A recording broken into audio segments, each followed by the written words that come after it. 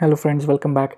This will be the second video in our discussion on the Shankari Prasad case, and as promised, this discussion is going to be about whether the First Amendment to the Constitution of India was necessary at all. Why did we have to go through this amendment, and an amendment which actually reduced our freedoms, which restricted our freedoms, unlike the First Amendment to the American Constitution, which expanded the right to freedom of speech and expression. Our First Amendment actually went in the other direction. So, while normally I refrain from making any political comments or any comments on the policy either, and try to stick to the law, the word, and the spirit of the law, and as interpreted by the Supreme Court of India. That is the very purpose of our channel. But it is imperative, I feel, in this particular situation to speak about the First Amendment and why does it exist at all. And as I've mentioned in one of my earlier videos of how I intend to start a movement calling for its abolition later on sometime when I retire completely. This particular amendment we noted in the previous video focused largely on these three areas. There were a lot of other sections, other articles, other provisions amended by it, but it is these three which are the most crucial ones, which were really targeted by the Parliament in the First Amendment Act. The first was to provide some sort of way for introducing positive discrimination, that is reservations, and this was done by inserting clause 4 in article 15. The second was restricting the freedom of speech and expression because of the situation in the country, and the third was the insertion of articles 31A, 31B and of the ninth schedule. Now we can discuss each of these individually in detail and remind ourselves where these originated from, where each of these modifications really came from. The first one is quite evident, we have discussed this. This is of course a response to the Champakam Dorairajan decision of the Supreme Court in April 1951. The second one, Article 19 and the freedom of speech and expression that is discussed over there, that was quite clearly a response to Romesh Thapar and Brij Bhushan. We have discussed these cases, but we have no cases in our repertoire and in the Supreme Court at all till this moment in time. We are in October 1951 now. We have had no cases which called for, which necessitated tampering with the property articles, article 31 specifically. Why was article 31 almost diluted by the addition of 31A and 31B and the ninth schedule? Where did this need arise? There was no equivalent Champakam Dorairajan or Romesh Thapar or Brij Bhushan case for the right to property as far as the Supreme Court was concerned. So first let's take a look at Article 31 before we proceed and try to figure out where this comes from. Article 31, by the way, is, at least its first clause, is a verbatim copy-paste of Section 299 of the Government of India Act 1935.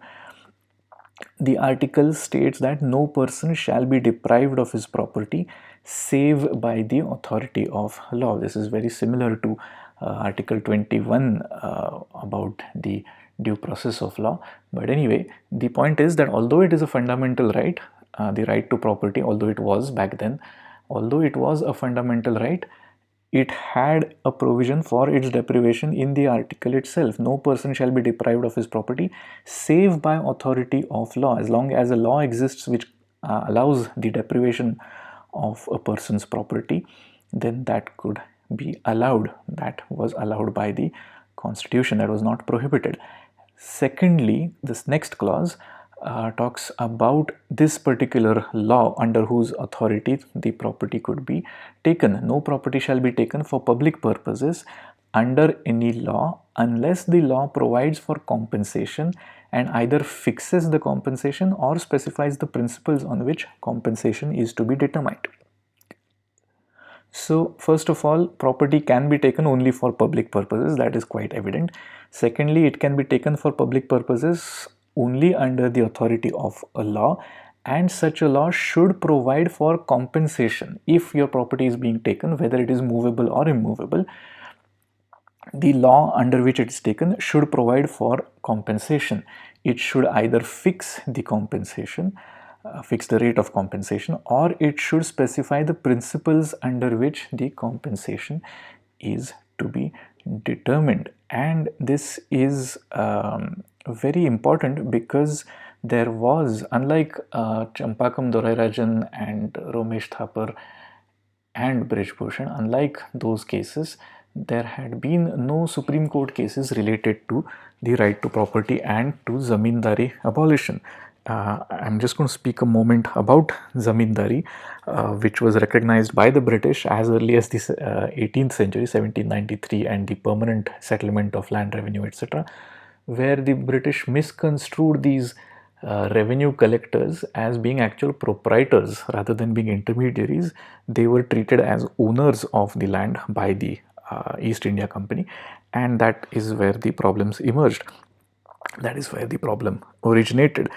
And as part of the freedom struggle and as part of the promise made by the Indian National Congress to the people of India, of one of the things that they would definitely implement once independence was attained, was to abolish zamindari, was to hand over the land to the tiller of the land rather than the absentee landlord, which was the zamindar. Many laws were attempted to implement this, and one such was the Bihar Land Reforms Act of 1950, which unfortunately for the government of the state of Bihar was successfully challenged by the state's zamindars to be violative of not Article 31 but of Article 14. This is the famous case of Kameshwar Singh versus the state of Bihar, decided by the Patna High Court in March 1951, a month before Champakam Dorairajan was decided in the Supreme Court. Kameshwar Singh, of course, was the Maharaja of Darbhanga, one of the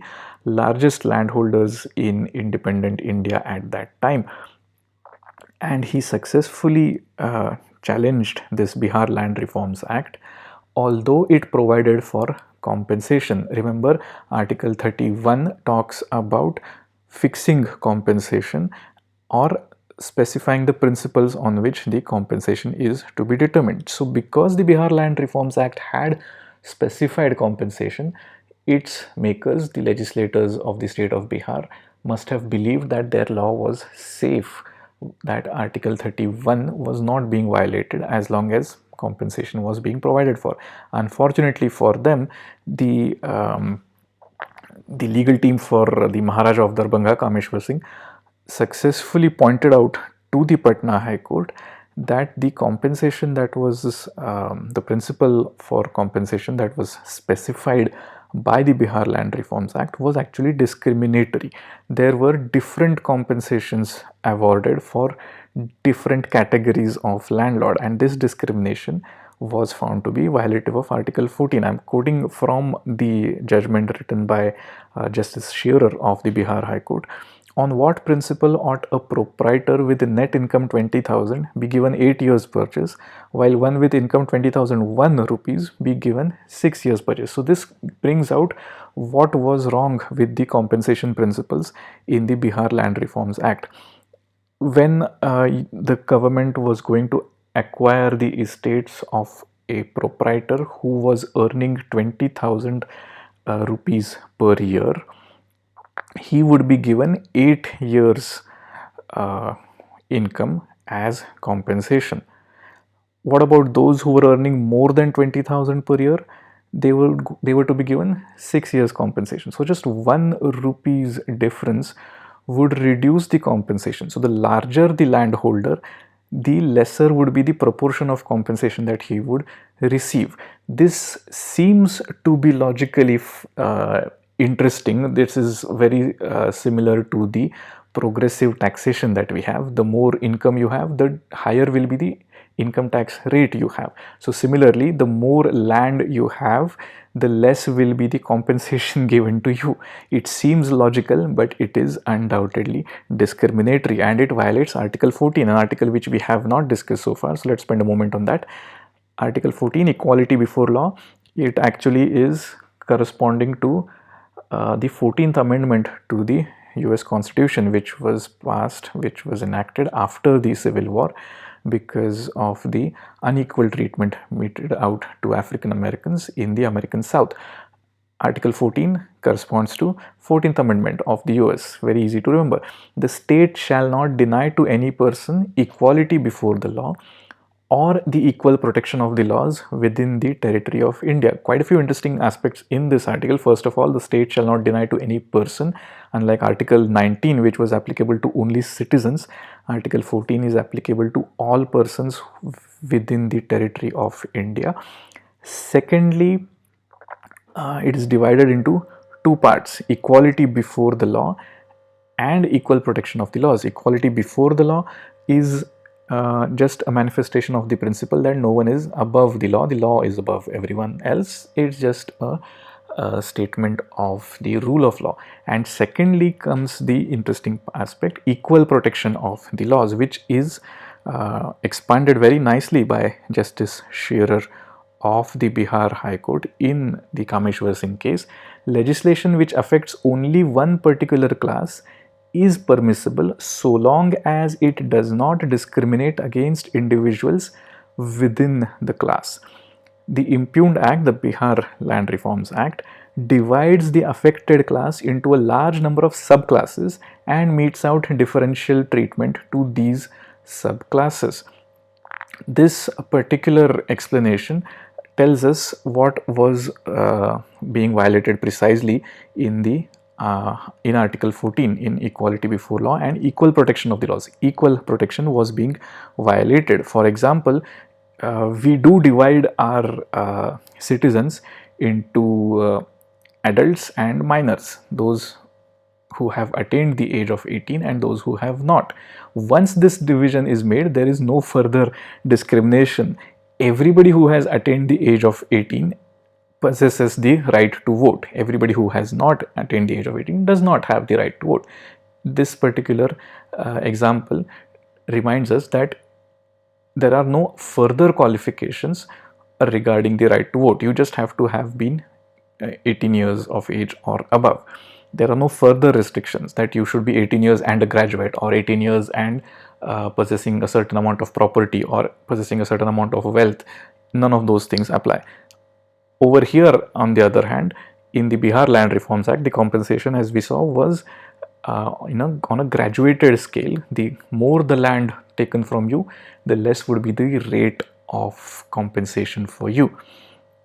This perhaps necessitated the First Amendment, that although Article 31 was conformed with by the Bihar Land Reforms Act, Article 14 was not, and that is why perhaps the First Amendment came into the picture. Is that the explanation?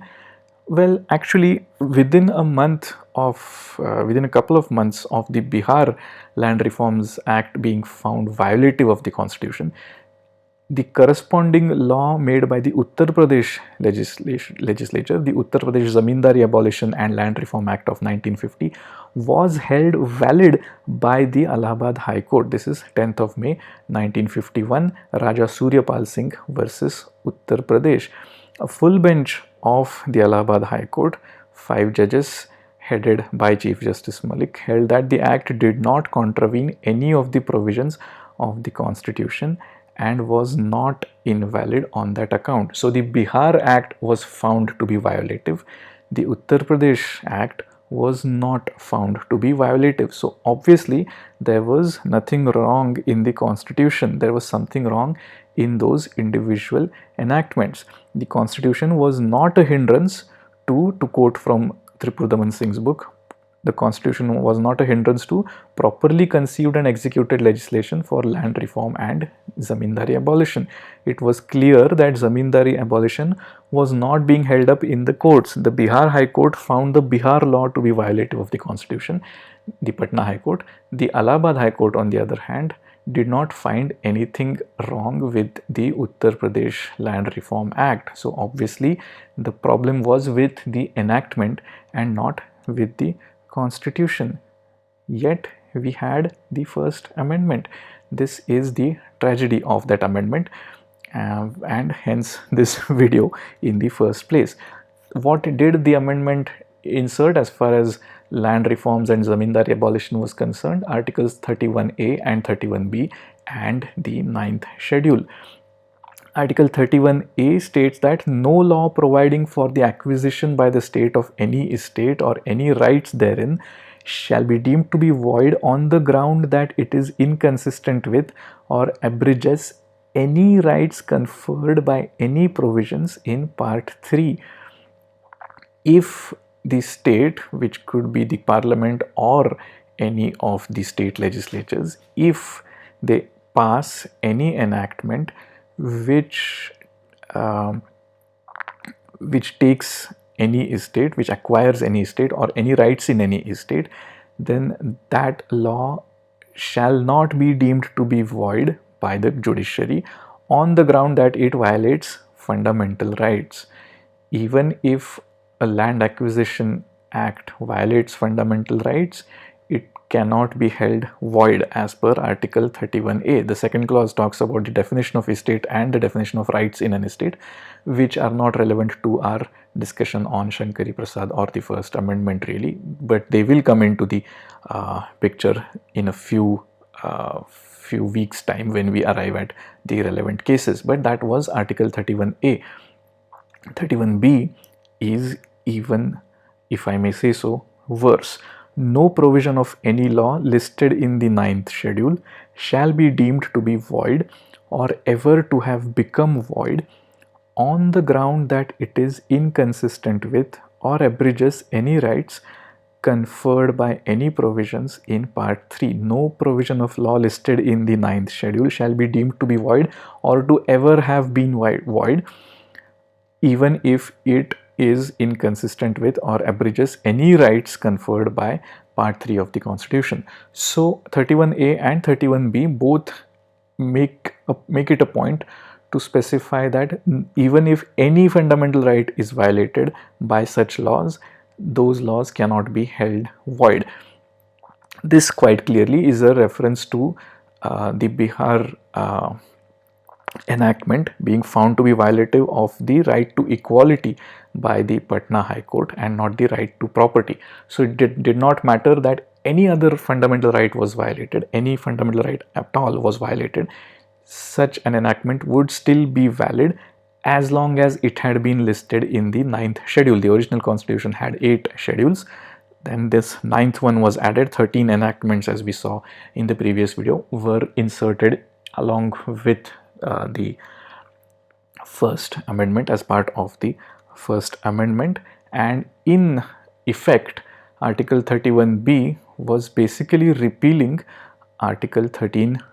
Article 13 clause 2 is a very important pillar of our constitutional machinery. To read out the article, the state shall not make any law which takes away or abridges the rights conferred by this part, by Part 3, and any law made in contravention of this clause shall, to the extent of the contravention, be void. Any law which abridges or takes away any fundamental right is void to the extent of that contravention. That is Article 13 clause 2. Now we have the 9th schedule and Article 31B, which states that any law that is listed in the 9th schedule, even if it violates the fundamental rights, is not void. Any such law is not void. Such a drastic measure was added, completely negating the very liberal nature of our constitution. And as I have mentioned, all of that could have been avoided by simply writing or rewriting or amending that Bihar legislation appropriately by bringing it in the same terms as the Uttar Pradesh legislation. The compensation, if that had been correctly or appropriately prescribed, just as it was in Uttar Pradesh, none of this would have been needed. And to quote Dr. Tripurdaman Singh once again from his brilliant book 16 Stormy Days, by excluding the power of judicial review from a whole class of legislation and granting constitutional protection to unconstitutional laws solely in the pursuit of the Congress Party's social agenda, Prime Minister Nehru emasculated the judiciary and emphasized the power of the executive and the legislature, and by extension the power of himself and of the Congress Party. Strong words, but difficult to argue against them, difficult to really argue in favor of the First Amendment. Was it really necessary? Well, this was a short detour into a policy discussion. We will return to the letter and the spirit of the law when we continue our discussion on the Shankari Prasad case in the next video. Hope you join me then. See you. Bye-bye.